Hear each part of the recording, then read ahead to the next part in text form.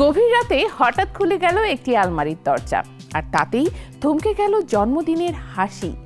চট্টগ্রামে web film ক্যাকটাসের shooting সেটে এমন ভয়ঙ্কর সারপ্রাইজের মুখে পড়েন গায়ক ও অভিনেতা প্রীতম হাসান।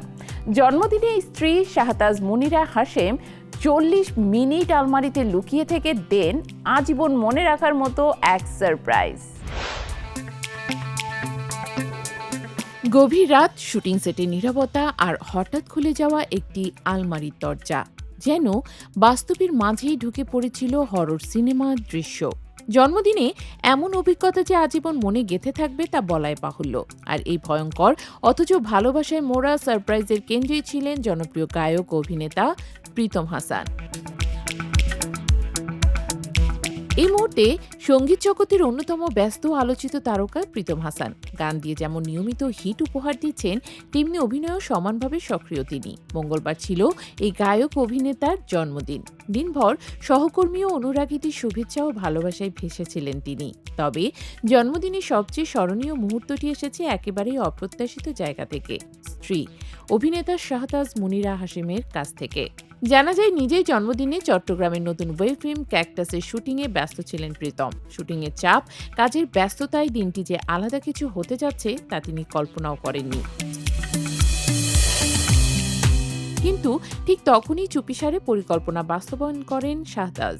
স্বামীকে কিছুই না জানিয়ে জন্মদিনের প্রথম প্রহরে ঢাকা থেকে উড়ে যান চট্টগ্রামে। তবে চমক এখানেই শেষ নয়। শুটিং সেটে পৌঁছে প্রীতমকে চূড়ান্তভাবে চমকে দিতে প্রায় 40 মিনিটেরও বেশি সময় একটি আলমারির ভেতরে লুকিয়ে থাকেন শাহতাজ। গভীর রাতে নির্ধারিত সময় অনুযায়ী একেবারে ভৌতিক সিনেমার দৃশ্যের মতো আচমকা আলমারির দরজা খুলে বেরিয়ে আসেন তিনি। এমন অপ্রত্যাশিত ঘটনায় প্রীতম রীতিমতো চমকে ওঠেন। পরে নিজেই মজা করে জানান, তার অবস্থা নাকি প্রায় হার্ট অ্যাটাকের মতো হয়ে গিয়েছিল।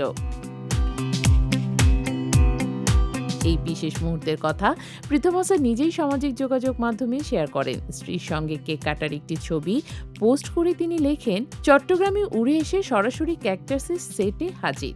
আমাকে সারপ্রাইজ দিতে আলমারির ভেতরে প্রায় 40 মিনিটেরও বেশি লুকিয়েছিল, প্রায় দমবন্ধ হওয়ার মতো অবস্থা। তারপর গভীর রাতে হরর মুভির দৃশ্যের মতো দরজা খুলে দিল। আমার তো প্রায় হার্ট অ্যাটাকই হয়ে যাচ্ছিল।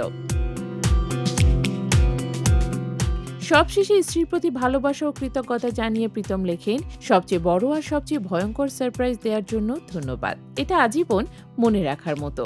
উল্লেখ্য, একসময় মডেলিং ও অভিনয় নিয়মিত দেখা গেলেও বিয়ের পর পর্দায় শাহতাজ মুনিরা হাশেমের উপস্থিতি অনেকটাই কমেছে। বলা যায়, অভিনয় থেকে খানিকটা দূরে থাকলেও গান নিয়ে মাঝে মধ্যে তিনি হাজির হন শ্রোতাদের সামনে।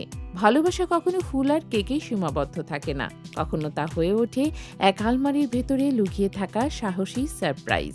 আর প্রীতম শাহতাজের এই গল্প তারই প্রমাণ, যেখানে ভয় আর ভালোবাসা মিলেমিশে তৈরি করে আজীবনের স্মৃতি।